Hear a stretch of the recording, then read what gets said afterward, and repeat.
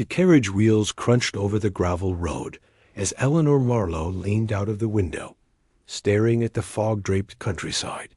The letter in her coat pocket felt like it weighed more than gold. A single sheet of yellowed parchment with a hand-drawn map and the cryptic words, "The Keep remembers." She had no idea who sent it. The driver, a grizzled man with a wool cap pulled low, shifted uneasily on the bench. "You're sure about Blackthorn, miss? Most folks keep away from there." Eleanor smiled faintly. "Historians don't scare easily."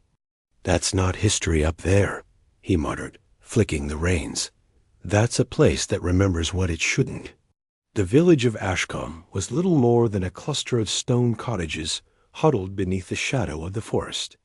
As Eleanor stepped into the drizzle, her boots splashed in shallow puddles, sending ripples through reflections of crooked chimneys. The air smelled of damp earth and wood smoke inside the inn. Warmth and the scent of stew enveloped her. The innkeeper, old Agnes, eyed her over the counter. "You're the one asking after the keep?" "I am." Agnes leaned closer. "I'll tell you what I tell every fool who asks. It's cursed. The ivy there grows thicker every year, strangling the stone. No birds nest near it. People go in and don't come back." Eleanor ordered tea and kept her questions to herself. Legends often hid kernels of truth, but she knew better than to push a wary village. Later that evening, she sat in her small rented room, the map spread on the bed. The lines were crude but precise, leading straight to a drawing of a castle ringed in vines. She traced the path with her finger, whispering, "Blackthorn Keep." A faint tapping sound came from the window. She turned, nothing.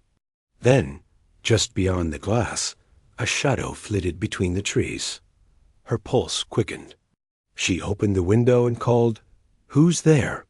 Silence. Only the creak of the inn. Settling at dawn, she found Thomas Reed waiting outside.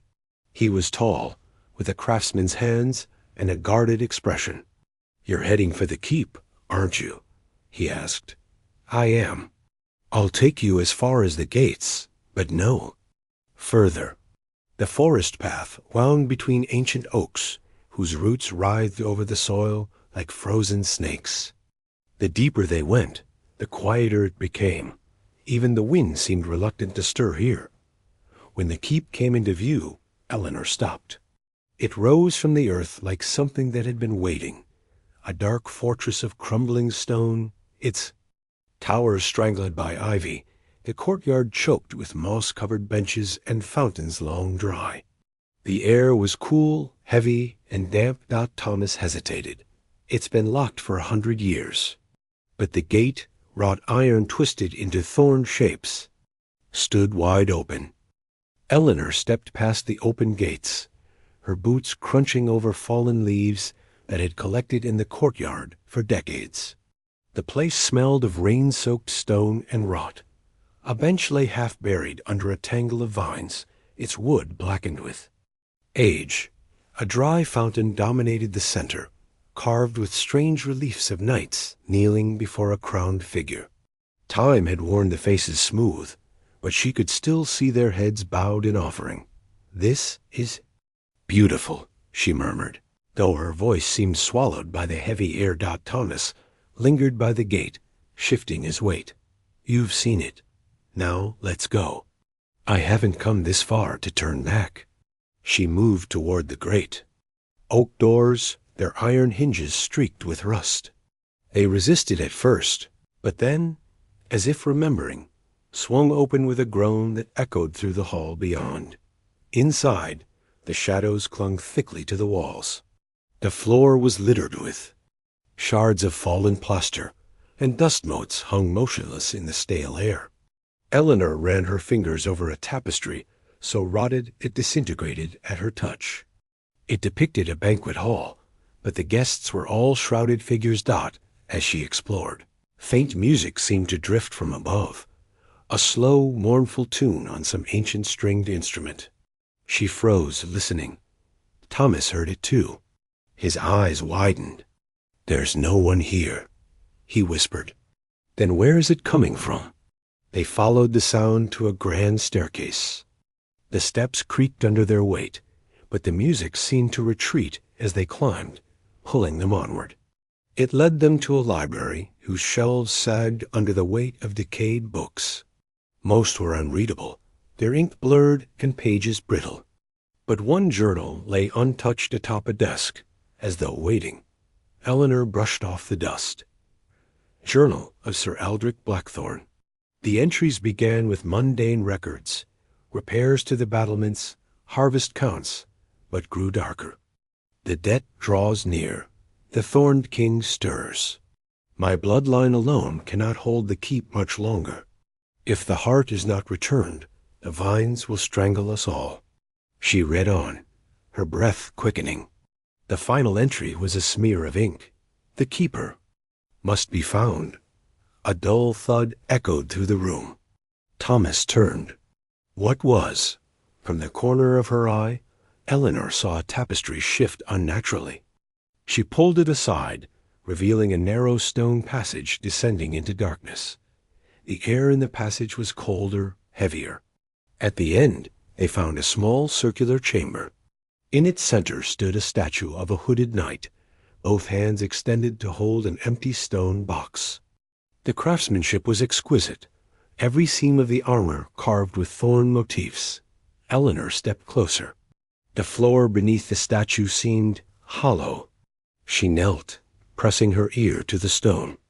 A faint echo answered, then the heavy door, they'd entered through slammed shut. The temperature plummeted, their breath fogging in the air. Shadows swirled at the edges of the room. From the darkness stepped a figure in tattered armor, helm shadowing a gaunt face. His eyes glowed faintly, not with life but with memory. His voice rasped like wind through dead leaves. The keeper has returned. Eleanor's throat tightened, but she forced her voice steady. Who are you? The ghostly knight stepped closer, the faint light from his eyes casting jagged shadows on the stone walls. I am Sir Aldrich Blackthorn, last sworn guardian of this keep. You walk in my blood's shadow. I'm no Blackthorn, Eleanor said. You are, he countered, voice echoing like a tolling bell. By your grandmother's line. She fled these walls before the end, carrying with her the one thing that could unmake the Thorn King. That thing. His gaze fell to the chain around Eleanor's neck. You wear even now. Eleanor instinctively touched the locket, hidden under her coat. Her grandmother had given it to her on her 16th birthday, saying only, "This is your protection." She opened it now. Inside was a small, deep green stone set into an ornate gold fitting, carved with the same thorn pattern as the statue's armor. Thomas stepped back. That's the heart? Aldrich nodded. The heart of the thorn. It was bound to the keep to seal away the Thorn King. But a traitor in our midst. His gaze slid to Thomas. Stole it. Thomas stiffened. My family has nothing to do with this. You bear his face, Aldrich said coldly. The thief's blood runs in your veins. And so does his curse. Misfortune, death, and ruin until the debt is paid. Eleanor's voice was barely a whisper. What happens if I return it? The keep will rest, and the curse will break. But the king will fight to keep what binds him. As if summoned, the walls shuddered. Somewhere deep below, a low, guttural roar rose, vibrating through the stone. Dust sifted from the ceiling. The ivy outside the chamber's narrow window writhed, tendrils pressing against the glass like searching fingers. They followed Aldrich through the winding corridors. The keep seemed to shift around them. Doors that were open moments before, now sealed with walls of twisting vines, staircases crumbling into black voids. Whispers curled through the halls, indistinct at first, then forming words. Return it or join us. In the great hall, they found the floorboards splitting, as thorny roots pushed upward, curling toward them. Thomas hacked at them with a rusted sword from a wall mount, but each cut only made them grow faster. Aldrich led them to a narrow, spiral staircase hidden behind a collapsed archway. The vault lies below, where the king was first bound. The descent was suffocating. The air grew heavy, thick with the scent of damp earth and something sweetly rotten. When they reached the catacombs, the temperature dropped, so suddenly Eleanor's breath steamed in the air. The vault door was carved from black stone, runes etched deep into its surface. As Eleanor stepped forward, the heart in her locket pulsed. With a faint glow, the runes responded, lines of red light crawling across them like veins. The door groaned open. Inside lay a circular chamber, its walls covered in murals depicting a crowned figure with a face hidden in shadow, thorns erupting from his hands. In the center stood a pedestal shaped like the statue's empty box, but between them and the pedestal, a towering shadow unfurled, armor of blackened iron, thorns twisting around each limb, eyes burning like coals in a dying fire. The Thorned King. His voice was deep and smooth, like oil sliding over stone. The heart is mine. The Thorned King's presence filled the chamber, the air pressing against Eleanor's chest like a weight. His armor creaked as he stepped forward, every movement accompanied by the subtle sound of vines tightening. Thomas raised the rusted sword, his hands shaking. "Stay back," the king didn't slow. The thorns at his feet slithered across the stone, winding toward Eleanor. "You carry what was mine," his voice rumbled, echoing in her skull. "Return it, and I will grant you a merciful end." Aldrich's ghost stepped between them, his spectral sword drawn. "You will not have her, demon." The king laughed, a low, hollow sound. "You are a shadow clinging to a corpse, Aldrich. This is over." The vines lashed out. Aldrich parried, his form flickering each time their blades met. Thomas hacked at the roots that tried to ensnare Eleanor, but the sword shattered against a thorn as thick as a man's arm. Eleanor clutched the locket. She could feel its heat now, pulsing like a heartbeat. The pedestal called to her, not with words, but with an undeniable pull. She stepped toward it.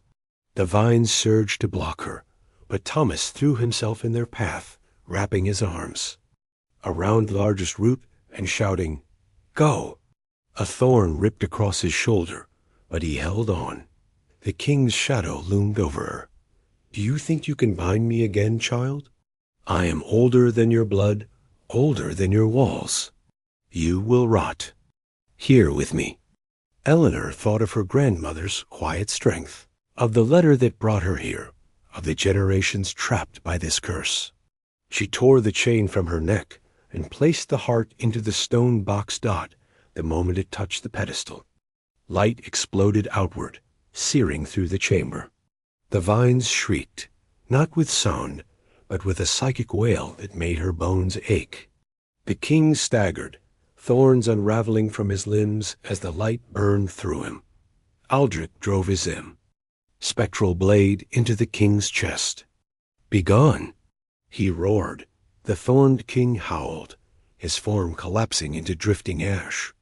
The vines withered instantly, curling in on themselves like dead spiders.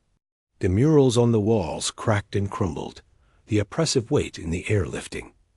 Eleanor collapsed to her knees. The chamber was bathed in golden light now, warm and clean. Aldrich stood before her, whole for the first time. No flicker, no shadow. "You have freed us," he said, bowing deeply. "The debt is paid, but the keep cannot hold the living anymore. You must leave now." She glanced at Thomas, who lay slumped against the wall, breathing heavily but alive. She moved to help him, but Aldrich's expression softened with something like sorrow. One of the blood must remain to seal it fully. Eleanor understood. She had always known deep down that this journey was one she wouldn't return from. She placed her hand on Thomas's shoulder. "Go. No," He rasped, "We'll find another way." "There is no other way," she smiled faintly. "Tell them the keep remembers, but it no longer hungers." The light grew blinding. Thomas was pulled backward by an unseen force, through the collapsing halls, out into the forest, until he stumbled into daylight. When he turned, Blackthorn Keep was no longer there. Only a ring of moss-covered stones and an open field swaying gently in the wind. Something fluttered against his boot. He picked it up, the same weathered letter that had brought Eleanor here. Only now, it was signed in elegant ink, Eleanor Blackthorn. He looked to the horizon and, for a heartbeat, saw her standing in the sunlit field, smiling. Then she was gone.